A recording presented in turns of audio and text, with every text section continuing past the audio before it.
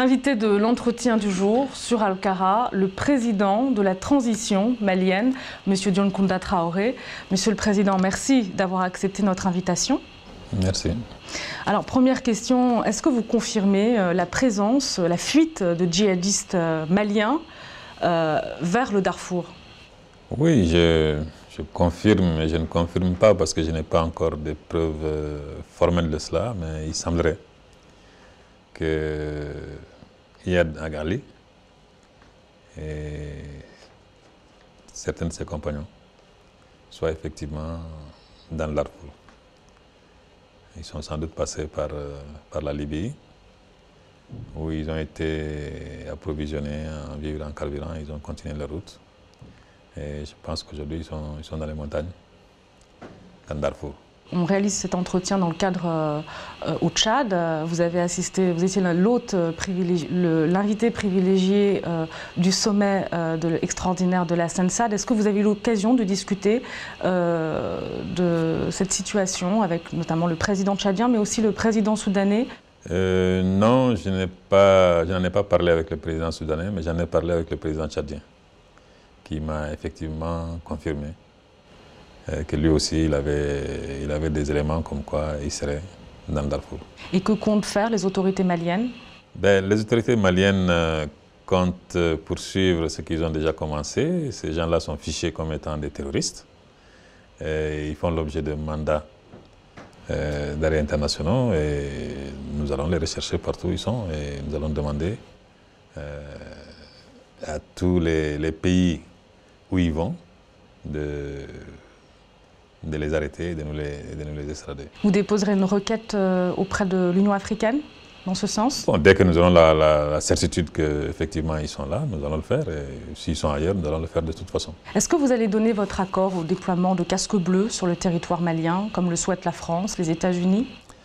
Bon, les casques bleus, je ne sais pas. Ce qui est certain, c'est que la situation au Mali, qui n'est identique à aucune autre, requiert certainement des solutions différentes également.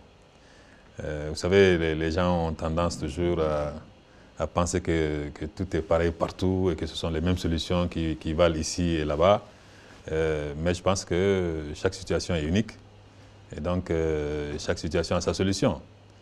Au Mali, ce que nous savons, c'est que bon, nous avons un problème qui est assez complexe et qui va sans doute se régler en 3 étapes.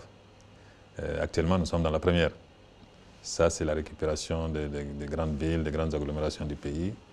Et ensuite, il y aura une phase de ratissage et de sécurisation un peu de toutes ces villes que nous aurons reconquises. Ensuite, lorsqu'on aura imposé la paix, effectivement, il s'agira de la maintenir. Donc nous avons 3 phases et nous ne sommes qu'à la première. Et il est évident que nous aurons certainement besoin de changer quelque peu le mandat et la qualité de la MISMA qui est actuellement en train d'agir au nom de la communauté internationale. Donc vous souhaitez que la MISMA soit placée sous l'autorité de la mission onusienne? Oui, mais la MISMA est déjà placée sous l'autorité onusienne. Et simplement, il s'agit de son mandat. La MISMA actuellement a un mandat qui n'est certainement pas celui qui conviendra lorsque nous entrerons dans les 2 dernières phases. Vous souhaitez un mandat de sécurisation et de paix pour la MISMA? Je souhaite la sécurisation et la paix au Mali. Vous avez placé le capitaine Sanogo à la tête du comité militaire de suivi de la réforme des forces de sécurité et de défense maliennes. Il a été investi en grande pompe, dit-on, à Bamako. Est-ce que cette nomination fait suite justement à la crise au sein de l'armée malienne? Non, mais non, il n'a pas été investi en grande pompe. Vous n'étiez pas à la cérémonie, mais bon, les gens ont fait de ça. Mais simplement, c'est le comité qui a été installé. Il ne s'agissait pas à proprement parler du capitaine Sanogo. C'est le comité qui a été installé. Il se trouve que c'est lui qui en est le président.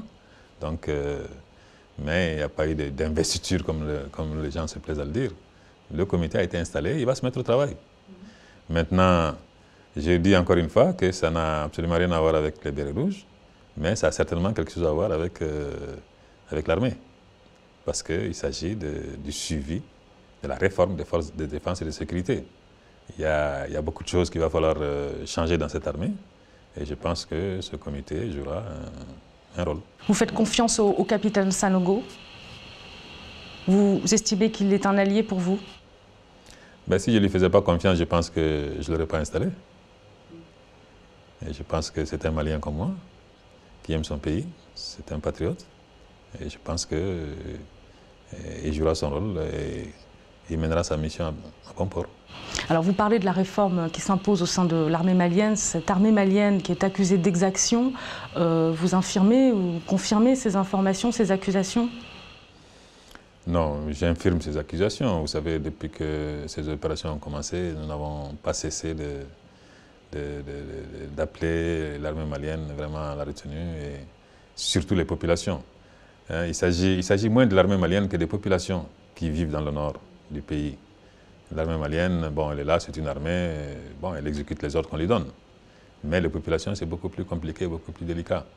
Parce que ce sont des gens qui ont vécu sur place, donc qui ont vécu toutes les exactions commises par les agresseurs et les envahisseurs, et donc qui les connaissent.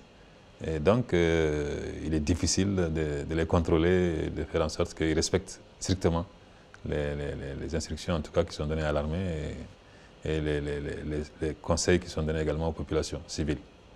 Donc, moi, j'infirme tout à fait tout ce bruit qu'il y a autour des exactions de l'armée malienne. L'armée malienne n'a commis aucune exaction. De toute façon, elle n'est pas seule là-bas sur le terrain. L'armée française est là, d'autres armées sont là. Si c'était le cas, je pense que ça se serait.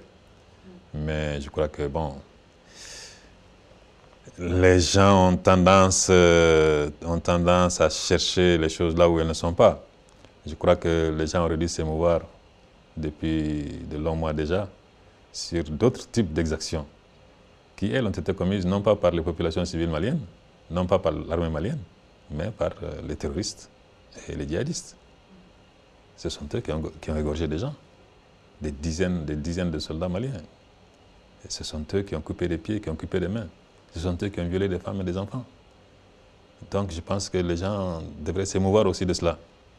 Et ne pas seulement, disons, parler de choses qui n'ont pas encore été. Et peut-être que quelque part, secrètement, ils souhaiteraient que ces choses arrivent pour pouvoir avoir beaucoup plus de choses à dire sur le Mali. Mais je pense que ceux-là, ce ne sont pas nos amis. Monsieur le Président de la transition malienne, Monsieur Diokounda Traoré, merci pour cet entretien. C'est moi qui vous remercie. Un entretien que vous pouvez retrouver sur notre site internet www.alkaratv.net.